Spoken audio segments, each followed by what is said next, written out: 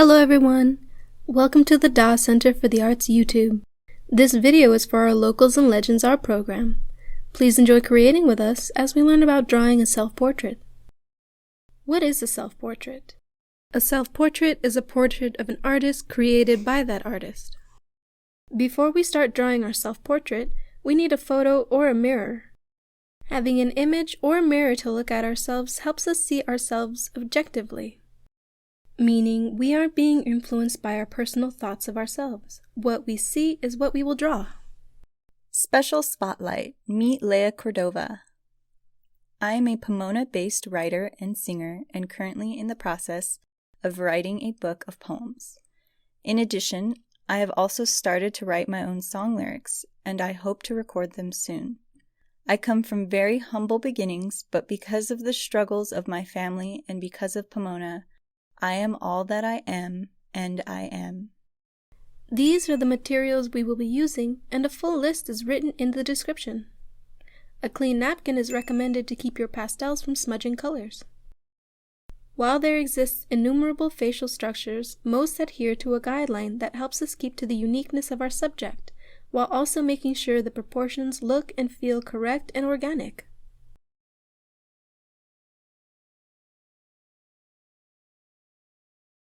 Proportion is the principle of art that refers to relative size. Proportion is largely about the relationship of the size of one element when compared to another. Now, the most common proportional guideline is the one that measures from the top of the head to the chin.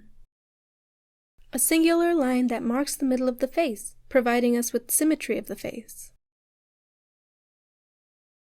Next comes the nose right down the middle of those two lines. The nose is a fantastic reference point for the rest of the face.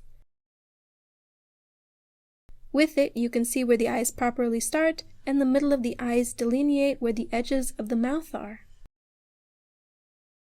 The same line that helps show the eye height also shows the tips of the ears and helps in locating where the hairline might be. The second is the line from ear to ear that marks the eye placement. These two, when viewed from straight ahead, are shown to be flat crossed lines. But whenever the face is tilted at any angle, these lines curve and tilt with it. As it's important to remember, the face is a three-dimensional object and thus curves outwards. Here, we show how guidelines would look on a front view and a 3/4 view. Notice the same proportions on two separate angles.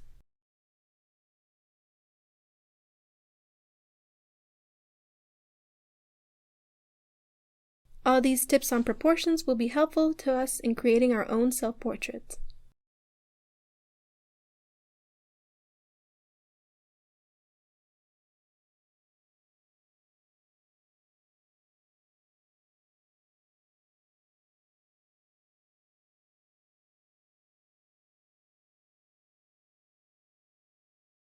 To draft a layout, we use light pressure with a light color pastel. We will make some guidelines to help keep track of things like symmetry and proportions. Once we are satisfied with our proportions, it's time to look at the details. Make sure to look back at your reference often and pay close attention to the different features and angles of the face. For example, if the head is tilted back at all, you'll be able to see more of the underside of the nose than if it was tilted forward. Creating the different parts of our face will mean using freehand lines. Freehand lines express the personal energy and the mood of the artist, usually being made in a sweeping gesture to keep that smooth curve for things like eyelids, smiles, and chins. Another feature that has a lot of variety is the hair. Draw in the hairline and from there start on the basic shape outline of the hairstyle. Don't worry so much about individual strands just yet.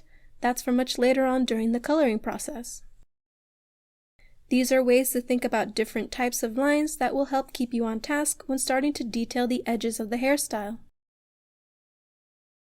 While thick lines can express strength and thin lines can express delicacy, feel free to use them all to create an interesting portrait. Continuous lines can lead the eye in certain directions, being unbroken and eye-catching in an organic setting such as a face. Now for the colors. I encourage you to try both, starting with shadows and with highlights. Pastels can be layered very nicely and will let us place lighter colors atop dark ones. But you should get into the habit of blocking in your colors and then refining those blocks with nuanced detail. Now look at the texture of the hair itself. Is it curly, springy, wavy? Does it flow in a certain direction? Once I've finished coloring in my base colors, then I start refining my shapes. Smoothing out places where there are rounded surfaces. The cheeks, the eyelids, and nose are some of the main ones. Shading and values are crucial in showing the realistic and three-dimensional nature of the human face. Most hyper-realistic portraits stem not from the use of lines, but the use of nuanced shadows and planes of color. These are carefully put together to create what our brains see as a face with depth. The use of both soft shadows and sharp ones create depth and a sense of texture. Try not to start off with the darkest colors. Strategically use your darks for shadows to keep your colors from looking similar across the board. Details can be done carefully as well, with thinner and finer lines being the last layer to be colored atop all the other ones to show depth, such as hair strands, eyelashes, and eyebrows. Don't forget to avoid smudging accidentally and sign your work when you're done. All these tips on proportion will be helpful to us creating our own self-portraits.